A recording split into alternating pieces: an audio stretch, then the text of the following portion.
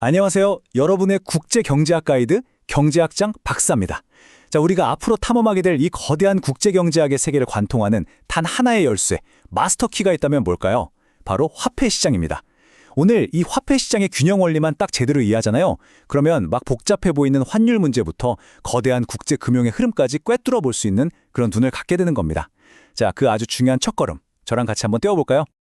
시작하기 전에 제가 아주 간단하면서도 핵심적인 질문 하나 던져볼게요.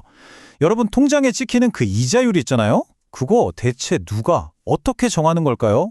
그냥 뭐 은행 마음대로? 아니면 정부가 법으로 딱 정해주는 걸까요? 그 모든 비밀이 바로 화폐 시장이라는 보이지 않는 시장의 힘, 그 작동 원리 안에 숨어 있습니다. 오늘 그 원리를 제가 아주 명쾌하게 파헤쳐 드릴게요. 네, 맞아요. 화폐 시장은요, 국제 경제라는 커다란 지도를 읽기 위해서 꼭 필요한 나침반 같은 거예요. 이 나침반만 있으면 환율이 왜 오르고 내리는지, 또 국가 간의 자본은 왜 그리고 어떻게 이동하는지 그 방향을 아주 정확하게 읽어낼 수가 있게 되죠. 그러니까 모든 것의 기초가 되는 가장 중요한 첫걸음이라고 할 수 있겠습니다. 자, 그럼 이 시장을 움직이는 첫 번째 주인공부터 만나보겠습니다. 바로 화폐 수요입니다. 되게 근본적인 질문이죠. 사람들은 도대체 왜 주식이나 부동산 같은 다른 자산도 많은데 굳이 당장 쓸 수 있는 돈, 그 자체를 손에 쥐고 싶어 할까요? 그냥 뭐 돈 많이 벌고 싶다 이런 욕심이랑은 좀 다른 개념인가요? 아주 좋은 질문이에요. 우리가 보통 돈 많이 벌고 싶다라고 말하는 건 부에 대한 욕구죠. 근데 지금 우리가 말하는 화폐 수요는 개념이 조금 달라요. 내 재산의 형태를 굳이 유동성이 가장 높은, 즉 바로바로 쓸 수 있는 화폐로 보유하려는 욕구를 말하는 거거든요. 마치 디즈니 만화에 나오는 스크루지 영감이 자기 금고에 금화를 가득 쌓아두고 행복해하는 것처럼요. 물론 우리는 그 영감이랑 이유는 좀 다르지만요. 사람들이 유독 이 화폐를 보유하려는 이유는 크게 세 가지로 나눠볼 수 있어요. 첫째, 매일 점심값 내고 커피 사 마시는 것처럼 일상적인 거래를 위한 거래적 동기. 둘째, 갑자기 차가 고장나거나 몸이 아플 때를 대비하는 말 그대로 예비적 동기. 그리고 마지막으로 주식 가격이 막 폭락했을 때 와, 지금이 기회다 하면서 투자하려고 현금을 딱 쥐고 있는 투기적 동기가 있죠. 이 세 가지 동기가 다 합쳐져서 한 나라의 전체 화폐 수요를 만들게 됩니다. 경제학에서는 이 화폐 수요를 바로 이렇게 수식으로 표현합니다. 자, 화면을 한번 크게 확대해서 볼까요? 처음 보면 복잡해 하실 수 있는데 전혀 그렇지 않아요. 저랑 하나씩 차근차근 뜯어보죠. 먼저 왼쪽의 MD by P는 실질 화폐 수요를 의미합니다. 여기서 중요한 건 왜 그냥 MD가 아니라 물가 수준인 P로 나눴냐는 거예요. 한번 생각해 보세요. 만약 물가가 2배로 오르면 똑같은 물건 사려면 돈도 2배가 필요하겠죠? 그러니까 사람들은 돈의 액면 가치가 아니라 그 돈으로 실제로 얼마나 살 수 있는지, 즉 구매력에 관심이 있다는 뜻이에요. 자, 그리고 오른쪽을 보세요. L은 그냥 함수를 뜻하는 기호일 뿐이고 중요한 건 괄호 안에 두 변수, 바로 이자율 R과 국민소득 Y입니다. 정리하면 사람들이 실질적으로 돈을 얼마나 갖고 싶어 하는지는 바로 이자율과 소득, 이 두 가지에 달려있다라는 아주 간단하고 강력한 이야기입니다. 이 관계를 그래프로 그린 게 바로 이 화폐 수요 곡선입니다. 근데 왜 오른쪽 아래로 쭉 내려가는 모양일까요? 여기서 이자율 R은 현금을 보유하는 것의 기회비용이기 때문이에요. 자, 한번 상상해 보세요. 은행 이자율이 연 10%라고 쳐봐요. 그러면 현금 100만 원을 그냥 지갑에 넣어두는 건 매년 10만 원의 이자 수익을 그냥 포기하는 셈이죠. 기회비용이 너무 크잖아요. 그러니까 이자율이 높을수록 사람들은 현금을 덜 가지려고 하고 그 돈을 얼른 은행 예금이나 채권 같은 다른 자산으로 바꾸려고 하겠죠. 그래서 화폐 수요는 줄어드는 겁니다. 반대로 이자율이 낮아지면 현금 보유의 부담이 적어지니까 화폐 수요는 늘어날 거고요. 바로 이 반비례 관계 때문에 곡선이 이렇게 우하향하는 겁니다. 좋습니다. 인간의 복잡한 심리가 얽혀있는 화폐 수요를 이해했으니까 이제는 훨씬 단순하고 강력한 두 번째 플레이어를 만나보겠습니다. 바로 화폐 공급인데요. 이쪽은 딱 하나의 주체가 모든 걸 결정합니다. 그 주체는 바로 중앙은행입니다.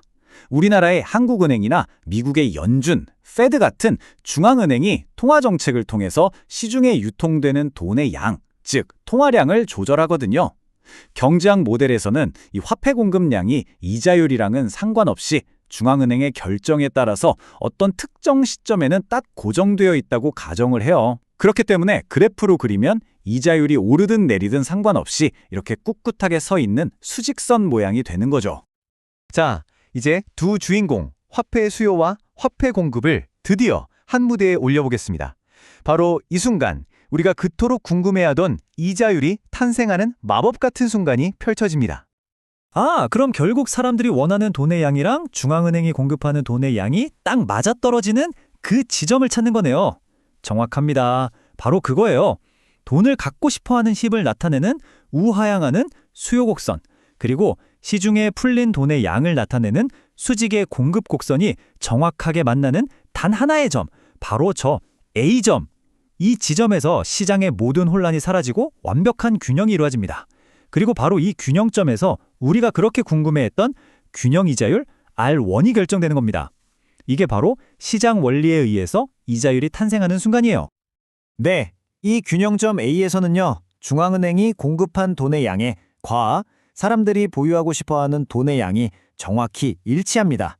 돈이 남지도 모자라지도 않는 완벽한 시장 청산, 마켓 클리어링 상태가 되는 거죠. 시장에 보이지 않는 손이 마침내 최적의 이자율을 찾아낸 겁니다.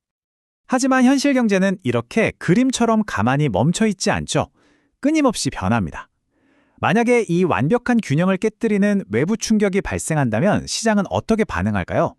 자, 두 가지 만약의 시나리오를 통해서 균형점이 어떻게 이동하는지 한번 살펴보겠습니다.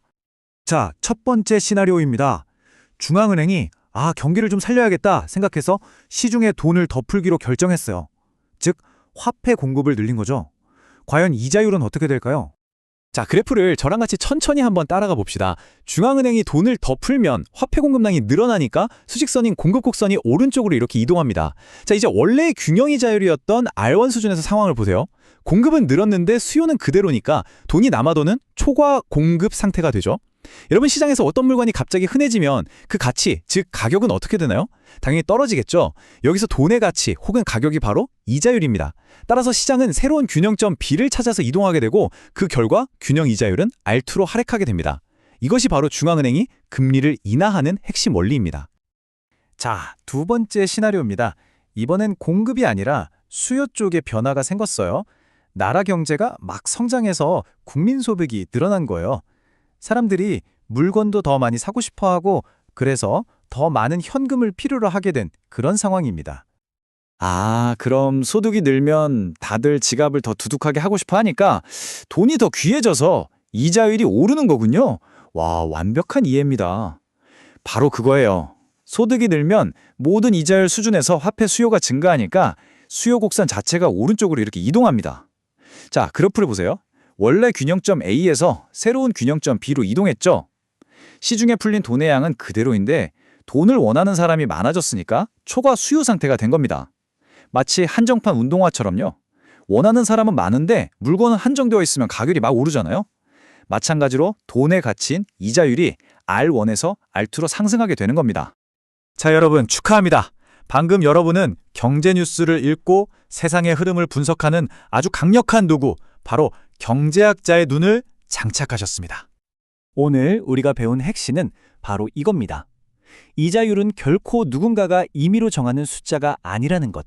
그것은 중앙은행이 공급하는 돈의 양과 우리 모두가 갖고 싶어하는 돈의 양 사이에 보이지 않는 힘겨루기가 만들어내는 정말 절묘한 균형점이라는 사실입니다.